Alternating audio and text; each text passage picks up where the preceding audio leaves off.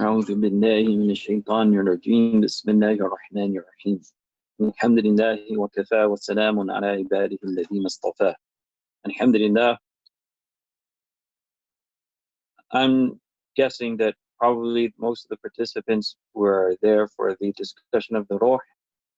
So I will continue that, but kind of include in it somehow the topic that I originally wanted to talk about, particularly here on Friday, which was as-salatu ala nabi sallallahu alaihi wasallam. So anyhow, we will kind of recap very briefly the general discussion of the Ruh that we began, which is that the word Ruh and the word Nafs are actually two separate things, but sometimes maybe they refer to the same thing, and that's because when they're referring to the same thing, the reference is to that aspect of man or human beings that is not physical per se.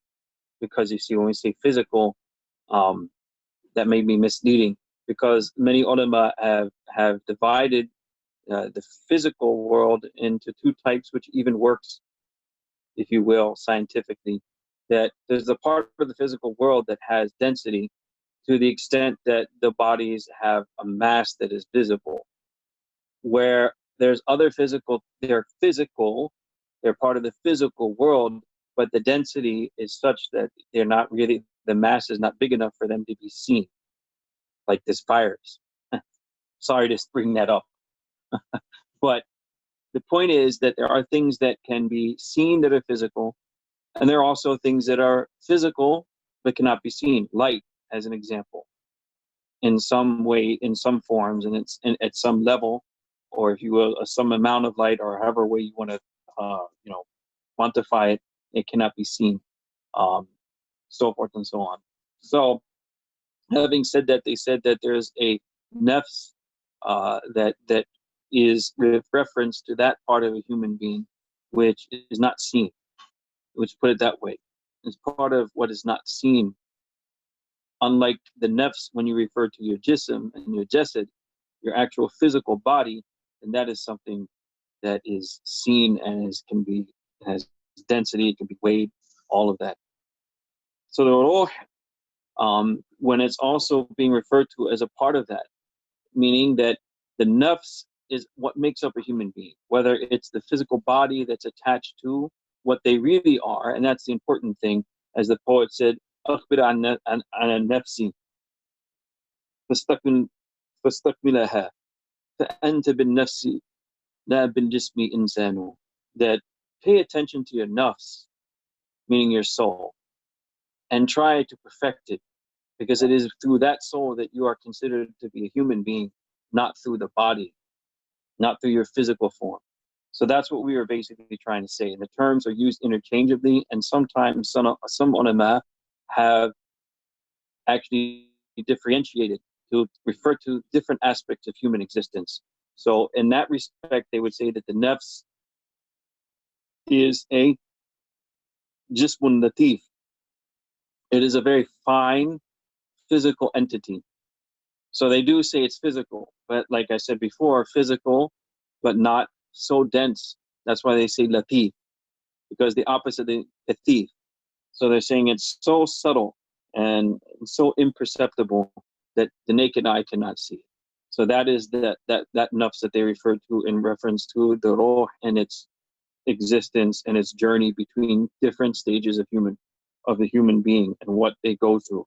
Now, the other thing they said was that there's a ruh that could be in reference to two different things. The ruh al-hayat, that is the life force, which they would also say is just when latif, is a subtle type of physical form of something that is there giving us the life of the body that we dwell in. And that, they say, is, it's something, some of them have said, similar to water flowing through a plant. We can say even like electrical force, because some people have seen that we have electricity in our bodies, in our heart. Allah only knows. Then the ruh that they say is beyond that, which some term as the sir, which is the metaphysical. Here some have said jawharun mujarrad, So it's completely metaphysical. It has nothing to do with the physical realities, but it is completely metaphysical. And that is a different aspect of it that is also called ruh. And the proof of this are many. So one thing is that you have to remember Allah Jalla Jalaluhu says, وَلَقَدْ خَلَقْنَاكُمْ ثُمَّ صَوَّرْنَاكُمْ ثُمَّ قُلْنَا لِلْمَلَائِكَةِ اسْجُدُوا لِآدَمَ. Surah Al-A'raf. So in this ayah, Allah subhanahu wa ta'ala, if you look at the actual, the ayah is here, there's first thing it's mentioned, there's a tartib here, that we created you, then we fashioned you. So the idea of being created, meaning being brought into existence before we had a surah. ثُمَّ صَوَّرْنَاكُمْ. So the surah, or the physical shape, okay, came after. If you look at Surah Al-Hashr, the names of Allah, the word Al-Khaliq, the name of Allah, Al-Khaliq, comes before Al-Musawwir. هُوَ اللَّهُ الْخَالِقُ الْبَارِئُ الْمُصَوِّرُ. So some, because of that, say that the tasweer part, forming us into shapes, into bodies and physical appearances, is later. Then in actuality, we are created much before that. Or let's say, before we came into our physical forms here in this world. And that's also proven by the hadith of Janeen, yani, Abdullah ibn Mas'ud, the very famous hadith talking about the 40 days of development of the child, and then each period of that time, then finally in the third trimester, as they call it, the soul is put into the body, or the developed embryo, or the developed child inside of that body. So that's proof there too, that the soul was there before it came into the world, to the physical body. There's another hadith of this related to this too, where the Prophet ﷺ said in Sahih Bukhari, "Al-arwah jundun mujannada, فما تعرف منه الترف وما تناكر منه ومن تناكر منه اخترف." So the souls were all placed together. Jundum mujannada means that the souls were in different groups and they were placed together. Here, what it means is that they were placed together by their characteristics, not physical, but rather their characteristics, what we call spiritual characteristics, which later on becomes manifest in this world as what we call akhlaq. That is our manners and our etiquette and the way we behave. And not only that, akhlaq refers to internal characteristics. All right, so those people that Allah created in the form of the arwah, the ruh, they were placed together before they came into this world into groups. So amongst them were able to recognize each other. That when they come into this world, when they recognize each other without any other previous connection, it is a sign of them being part of a group in that world before they came into this world. And if the opposite, that if they find themselves to have a dislike for each other, they're not able, sometimes you meet people that there's certain characteristics about them that you just can't get along. You're not able to really get along with them, no matter how hard you try. It is a sign that this was a human soul that you were separated from before you came into this world. So when you come into this world, you find, as you call it, your soulmates.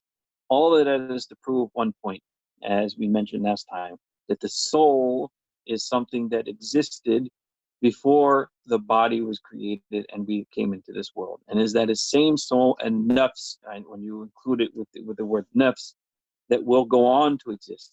So we were created, and once we've created, as I mentioned as a part of our i'tiqad, that we will not cease to exist. So in that respect, death, just to reiterate the last class, is not the end, it's not non-existence. Death is intiqal. It is going from one place to another. It is not the end of things. And that's why death also does not cut off the ability to be able to perceive things, idrak. Because idrak remains the same, which we talked about also last time in the hadith of Bukhari, where the Prophet ﷺ talked to the dead of Badr and asked them, did you find what Allah subhanahu wa ta'ala has promised you to be true? And which with the companions were surprised about him speaking to these dead bodies, in which he said, Ma antum bi asma'a ma aqulu minhum. Yani you are not, you can't hear me any better than they can, meaning that they are just as able to perceive my words and hear me as you are. Proof again that, of course, like I said, idrak and perception doesn't end. It is just a journey that we take. And part of that journey means that we have to taste death, meaning we have to leave the world that we're living in now, leave the physical body, but not that we disappear, we go away. Our perception is there, we are still there, we are just not there in the dunya, we're in the barzakh, another stage of existence. Now, there's an important thing here to remember. This is related to as-salatu ala nabi sallallahu alayhi wasallam, is that the first thing is there's a principle here that the prophets are still alive. That doesn't mean that they're with us as we can see them physically on earth still, because we know that they're not. Lakin, they don't pass away means they're given a special status in the barzakh, which includes many things. First thing is that the Prophet ﷺ mentioned that their bodies do not decay. So unlike other people, their bodies will not decay, but they will remain the same. And the other thing is that also when we say idrak, okay, that the perception that we all have after death, for them, it's even more. And we'll relay those hadith that mention this. So, for instance, today was Jummah, and there are many hadith that mention the virtues of Jummah, especially when it comes to as-salatu ala nabi sallallahu alayhi wa sallam. أكثروا علي من الصلاة في كل يوم الجمعة إن الصلاة أمتي تعرض علي في كل يوم جمعة فمن كان أكثرهم علي صلاة كان أقربهم مني منزلا. This is a hadith that is mentioned by Imam al-Bayhaqi on the authority of Abu Umama radiyallahu ta'ala anhu, where the Prophet sallallahu alayhi wa sallam said that if you should send salawat and salat and durood upon me and every Jummah, because the salat that you send upon me on Jummah is presented in front of me. And so whoever is the most abundant in sending salat upon me on Yom Jummah or any other time also, obviously, then that is the person who will be closest to me, meaning on the Day of Judgment. Explained in another hadith, and many hadith actually. Abdullah ibn Mas'ud also said something similar, that أكثروا علي صلاة or أكثر الناس علي or أكثر الناس علي صلاة excuse me أو أولى الناس بي صلاة أول الناس بي يوم القيامة أكثرهم علي صلاة كما قال عليه الصلاة والسلام. That the one who is closest to me on the Day of Judgment is the one who would send more abundant salawat upon me. So what does all that mean? It means that he is aware, first of all, when you send as-salatu ala nabi, when you send durood, and you don't have to be, other hadith, we know that when you're there visiting, he hears you, you don't have to be there physically. The salat that you send upon the Prophet ﷺ is presented in front of him, and he is aware of it. And other hadith, it's not just that he's aware of it, he's actually aware of the person's name and who did it. So what does that mean? When compared to these other hadith also saying that the person who does this the most is the closest to being on the Day of Judgment. It means that by doing this, the Prophet ﷺ will recognize you on the Day of Judgment by name, just as he knew your name now in the barzakh and now in the dunya, while we're in the dunya making as-salatu ala nabi sallallahu alayhi wa sallam, and the Prophet is aware of it. That means that he is well aware. The Prophet sallallahu alayhi wa sallam was not a person who can be described as ghafil, ma'adallah. So he, in other words, he didn't forget things, and he wasn't a person who was negligent or would not be able to focus and understand things properly. That's never the quality of the Prophet sallallahu alaihi wasallam or any prophet. So if your name is being presented in front of him, like right now, if you're saying sallallahu alaihi wasallam, it means that he knows your name. It means that he knows who you are. And that means bi'ithnillah, on the Day of Judgment, he will also recognize you. And that will be the greatest honor, because the shafa'ah that will be given to him will be there to benefit all of mankind, in that it would remove the horrors of the Day of Qiyamah. But for those who believed in Allah and were of His ummah, it will benefit them, in that they will be immediately, by the permission of Allah, of those who He recognizes, who are closest to Him, He will be able to take them out of their troubles at that moment. As some other people in the ummah, there's various degrees, okay, of the shafa'ah, obviously, but this is really the greatest benefit of as-salatu ala nabi sallallahu alayhi wa sallam. And the fact that out of all the other ibadat that we do, there is maybe something Allah is expecting from us. There's a certain measure in which Allah will use to gauge whether that ibadah was acceptable or not. When we send as-salatu ala nabi, we have to remember this is something Allah does Himself. Inna Allah wa malaikatahu yusalluna ala nabi. Indeed, Allah and His angels are perpetually, yusalluna is perpetually, at every instant, sending salawat upon the Prophet sallallahu alaihi wasallam. So then Allah commands us to do the same. Ya ayyuhalladhina amanu sallu alayhi wa sallimu taslima. So you should also send salat and salam upon the Prophet sallallahu alaihi wasallam. But the key to this, secret to this, is that Allah Himself, it's something that He does. Whereas when we worship Allah and various other types of ibadah, there's a standard. Salah has a standard, for instance. And if you don't meet up to it, you might get rewarded accordingly. May Allah accept our ibadah despite its deficiencies. But we understand from this, when Allah Himself does something, okay, it's as if you are a participant, okay? You are just a part of that, something that's already happening. It's as if to say, like, if there's an electric current that's available, you just have to plug into it and it goes on its own. You don't have to do anything more than that. So if you're doing as-salatu ala nabi sallallahu alaihi wasallam, that's one of the other benefits of it. It's not so much related to how much you're dedicated, how you feel, how much you're putting into it. It is a matter of fulfilling this order of Allah and something Allah is already doing, and its benefit is almost immediate. You can see its benefits. That's why we mentioned the other hadith of Habib bin Ka'b said that if I devote most of all my time in sending salawat upon you, then what would that be okay? And he said, if you do that, then Allah subhanahu wa ta'ala will be the salat that you send, takfi hamma, all of your worries will be taken care of. And all of your sin also will be forgiven. And your worries will be taken care of, and your sins will be forgiven as well. It is something that is a very beneficial, and that's also because it's related to this, that the ruh and the nafs of man does not perish. The prophets even more so. If every human being has the ability to have idrak, which is proven in many other hadith, which we'll go on in the other class, that prove the idrak and the ability to perceive things after death.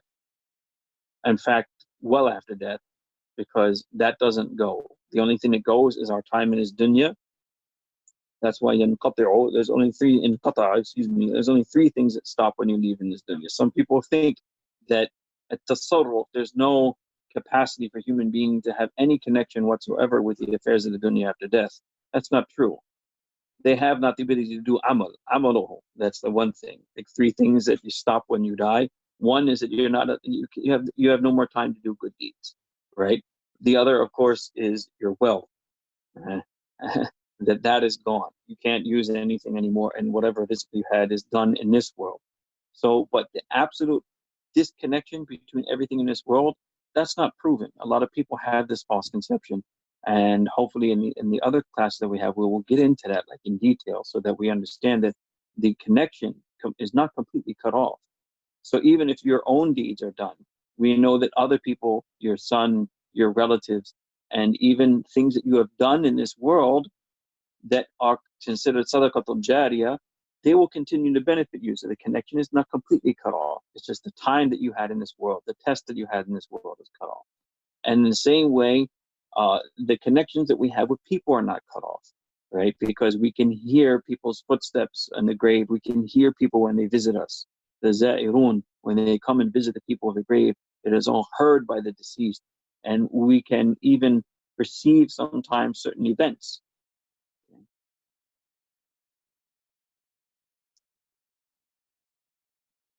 The benefit of Allah sending on the Prophet is that's just one of the things in the ayah. That's why they say that the one word is used. In other words, all of these people are included in one word. All of these different Allah, His angels, and human beings, believers, particularly, they're all included in one act. Albeit they're all different. Obviously, Allah is Allah. They all have much different ranks. The malaika are the malaika, and humans are humans. So they can't all be doing the same thing. So what they say is that with Allah sending the salah upon the Prophet ﷺ, it means constantly elevating him. And that's also proven from many other hadith. This is why al-maqam al-mahmud, the praiseworthy station that he has been promised, has not been given to him yet. So that station will be given to him on the day of Qiyamah, which is a proof that as we speak even, his station is still being elevated.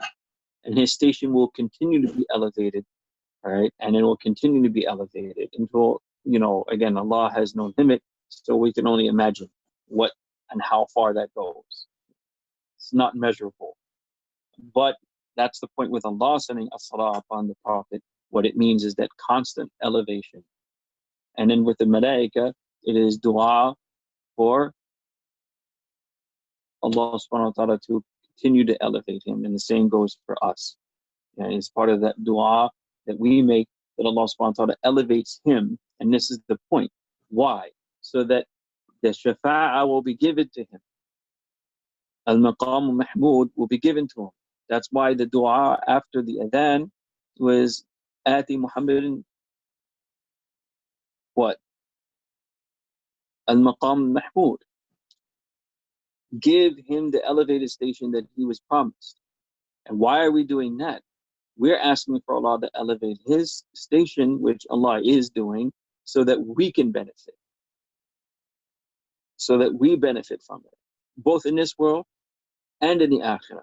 Meaning through that, when we make the dua, that actually what's happening, as the Prophet said in other hadith too, that when you send salawat upon the Prophet, there's 10 ranks of your own are elevated, 10 of your sins are removed, and you are elevated 10 ranks for every salah that you send upon the Prophet sallallahu alaihi wasallam. So it means that this benefit is not just there, it is also in the dunya, as the hadith of Ubay bin Ka'b also says, that Allah will remove your worries and forgive your sin if you spend your time sending salawat upon the Prophet sallallahu alaihi wasallam. So that elevation of the Prophet ﷺ, it continues to benefit us in this world, and it benefits us especially on that day, in the day of Qiyam. And the benefits are there in us asking. So we're not actually making, like some people don't think that you're asking Allah to accept him. He's already accepted. It's asking Allah to elevate him so that his elevation in turn benefits us as people who follow him and believe in him. So the connection is made there. And that connection is made there, and he is aware of that connection. That's why these other hadith mentioned that your salawat and your durood is presented in front of me. And as in other hadith, not only is it presented in front of me, but even the one who recites it, their name, and even the name of their father is mentioned, so that you are known. The reason why the name of your father is mentioned is because obviously we all might have, sometimes we have the same names. It is the distinction, and to know exactly who you are, okay? That you will be known personally by the Prophet ﷺ through this abundance of as-salatu ala nabi ﷺ. We can go into that a lot. There's actually an interesting hadith in Sahih Muslim of two companions who made hijrah to Medina.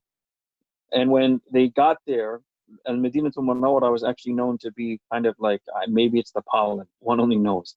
But it was known to be a place that when people visited from outside who weren't used to it, and that's what some people say because of, the trees, now we can say, the pollen or whatever else was in the air. A lot of people used to get sick when they came to Medina, actually, who didn't live there. All right. So what happened, two of them came, one of them got extremely sick to the point that they actually couldn't take it anymore and they committed suicide. This is in Sahih Muslim, by the way, in Kitab al-Iman. When the person who made hijrah with him saw him in a dream, he asked the person that, how did you fare? In other words, what did Allah do to you? He said that Allah Tabarak wa Ta'ala forgave me on the account of my hijrah.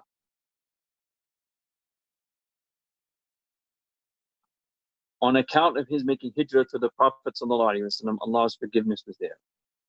For an act that we know, suicide, ihtikar, suicide is a major sin, which is another proof too against people who assume that major sins are an automatic, guarantee for hell. And no. Of course, that doesn't mean we should sin. We should always ask Allah for forgiveness and protect ourselves from sin.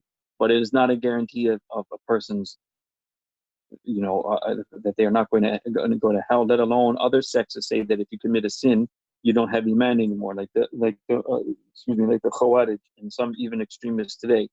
So the proof of that, that's why Imam Muslim put this hadith in Kitab al-Iman, in the book and concerning faith, and because why it's a proof against people like that. Here's a man who committed suicide. Suicide, as we all know, is a major sin. However, it was seen in this dream, which we talked about last time. Dreams are related to the soul and its ability to perceive certain things. Maybe we'll talk about that in the other class as well. So we have a lot of things to cover. We have the barzakh, the nature of it, and also dreams and the nature of that. There's a hadith in Bukhari and others where the Prophet ﷺ said, إِذَا اقْتَرَبَ الزَّمَانُ لَمْ تَكَدْ رُؤْيَ الْمُؤْمِنِ تَكْذِبُ. That in the last days, it will be as if the dream of a believer will never be false. There's an interesting explanation of that, going off topic a little bit. Some ulama say that the reason for that is in the last days, there will be such a shortage of ulama, scholars, and people that they're there to teach the ummah and give them advice in those hard times about what to do. So as a mercy from Allah, these will be like the people of the Fatra, meaning between the period of Isa alayhi salam and Muhammad sallallahu alayhi wasallam, that Allah will inspire these people to the truth without having any guide, without having anyone to teach them that. But in this case, through true dreams, through the ru'ya. And this is the hadith of Sahih Bukhari and others. This is a sound hadith. It's very interesting. But that also shows the importance of developing that spiritual capacity. Because at the end of the day, you will need it in all of your affairs, right? That when you concentrate more on what makes you you, as I said the poet earlier, أقبل عن نفسي واستكمل فضائلها فأنت بالنفس لا بالجسم إنسان. Concentrate on that soul. Make it your primary concern in life. Make a perfection of it, which are known by its characteristics, not by your physical appearance. It's known by its characteristics, by patience, by forbearance, hilm, by all these different characteristics that are spoken about in the refinement of the soul. That's what is important for us. When that soul becomes refined, when that soul becomes with Allah, then they will understand and they will be able to perceive things as they are, even at times without anyone teaching. But we're far from that. We have to don't assume that we're at that level, but we have to at least start. Going back to the topic, mentioning all of that, okay, I even lost myself for a second there. SubhanAllah. The hadith of the two people where the Prophet ﷺ was told about this dream from these two companions in the hijrah. And he said, after he heard the dream, that Allah forgave him because of the hijrah. However, he still had marks on his wrists from where he had committed suicide. And when his friend saw that in his dream, he asked him, what about that? And he said, I have forgiven you. Allah was forgiven you. I have forgiven you. But what you did to yourself, I will not undo. I mean, it was kind of like, there was like still the remnants, the effects of the sin that were still there. Like the people also, the Jahannamiyun that the Prophet mentioned in different hadith, the last people to be taken out of Jahannam and brought into Jannah, they will still have marks of the fire burning them until eventually Allah will take that away from them too. But it's like as if the sins have gotten to a certain level where they're still somehow seen. May Allah give us satr and sitr, cover our faults completely to the point where they're not even seen. But the point is that when he said this, the Prophet ﷺ said, oh Allah, forgive that too.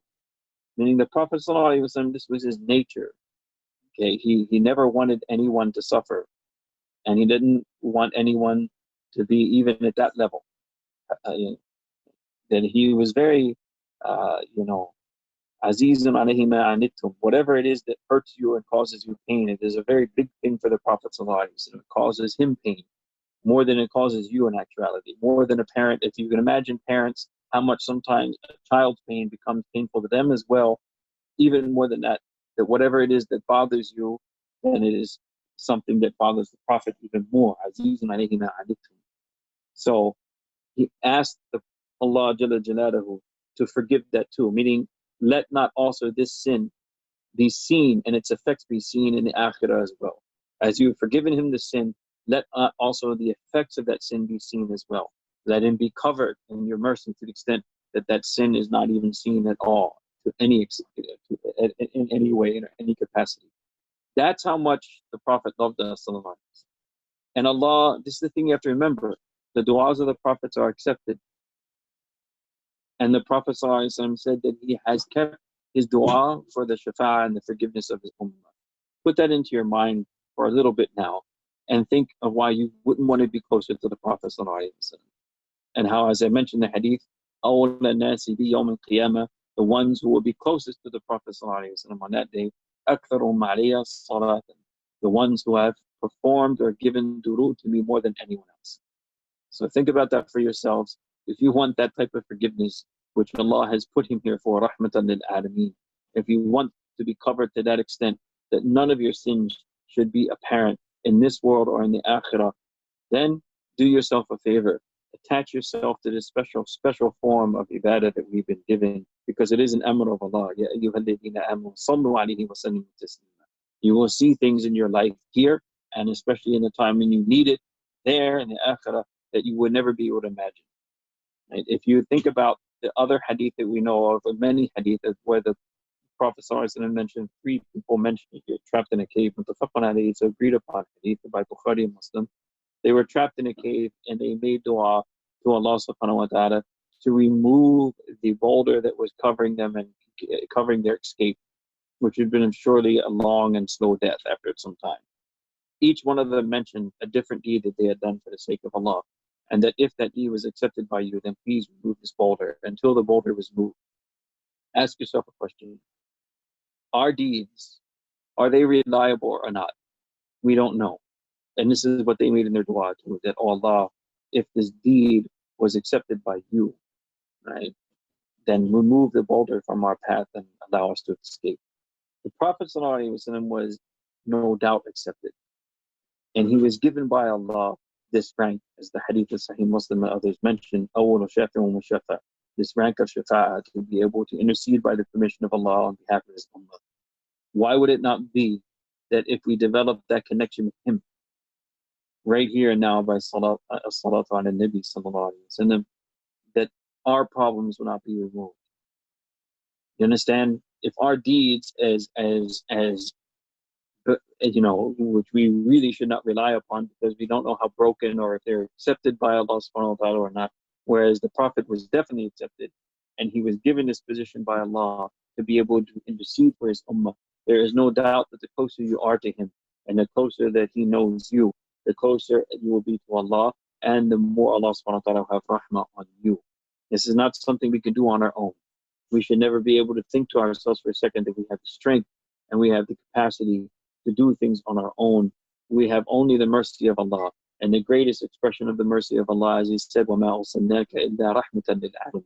We have not sent you, O Muhammad sallallahu alaihi wasallam, except as a source of mercy to all of mankind. Or not all of mankind, all things that exist. I think I will leave it at that, so we can open it up for questions.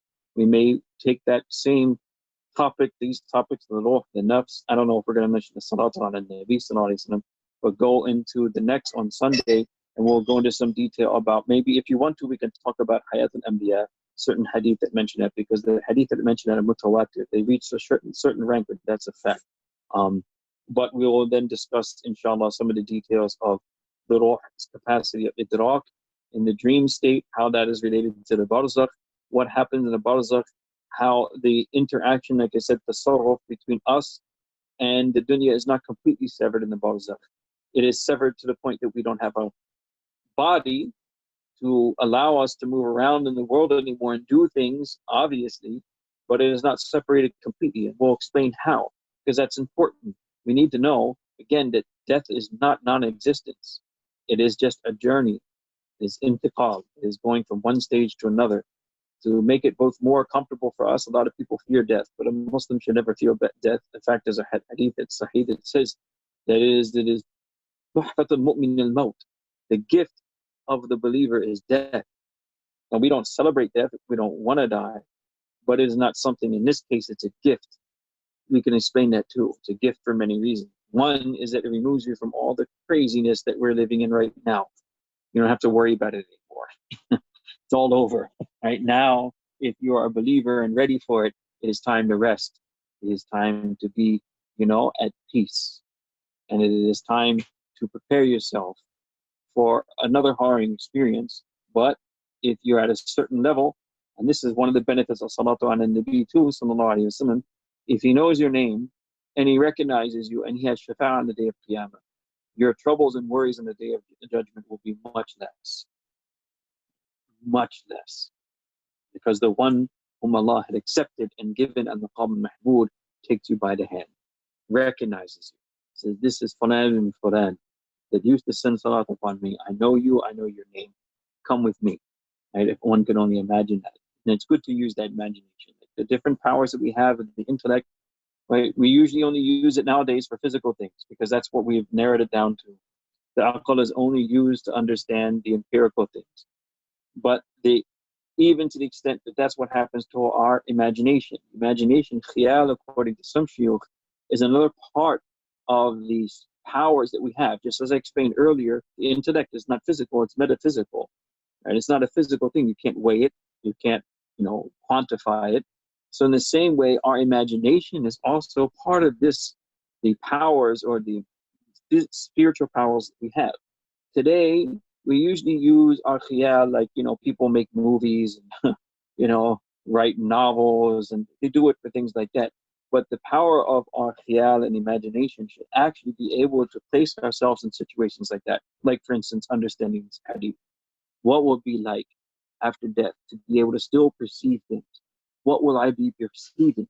Where will my soul be? We'll talk about those hadith, like I said, next class in detail. Where will my soul be? What will I be perceiving when I'm able to see my relatives and see them when they visit me and hear them? How will that all happen? What will it feel like, right? You should imagine those things. That's why they say the more you do that, the more power you have when you meet those things. We'll maybe go into detail about that as well. And then also you should think about the day of judgment in that respect. If you can imagine this, sending a salatu ala Nabi sallallahu alayhi wa sallam, and having that connection with him, own the nas and be yawm al-qiyamah, having the being of the closest of people to the Prophet sallallahu alayhi wa sallam that day. What would that be like? How would that feel? Try to imagine it. This is the purpose of being given an imagination, not just to waste it on things like Dracula and like whatever else we do, right? It's to actually envision all those things and to let your imagination run wild, because those aspects of the human soul, right, are not restricted to the limited life that we have in this world, which is bimiqdar. It is very limited. That's why we can weigh it and measure it, and we know that its resources are also limited. And our time here is limited. Everything about the dunya, that's why the Prophet called it dhiqud dunya. It is literally the constriction of this world, that it is so limited. Why limit your mind and your imagination to it when your imagination can soar to places that you could never, ever have imagined just knowing the world alone that we are living in? So it's a practice. Now we can talk about all that one by one, but let's just open up for a couple questions and then we'll finish. All right, I'm gonna unmute everyone. So if you have a question, go ahead and ask. I'm gonna unmute. And if you don't have any question, you don't want to speak, just please mute yourself. Yeah.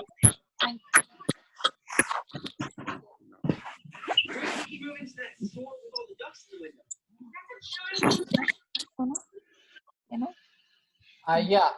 Assalamu alaikum wa rahmatullah. Wa alaikum salam. Forum, go ahead, please. No, I just wanted to say salam, that's all. Very good. Oh, yeah. mashallah. Alaikum salam. Anyone has any questions?